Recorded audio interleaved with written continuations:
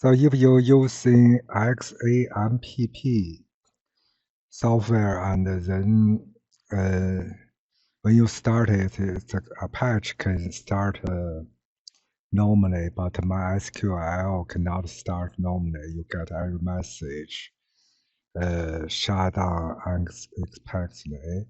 So you can go to the log, and then if you see the log error message said Aria engine log initialize failed.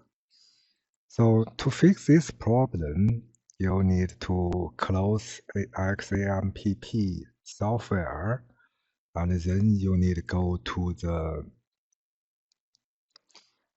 XAMPP folder, go to MySQL, and then you delete.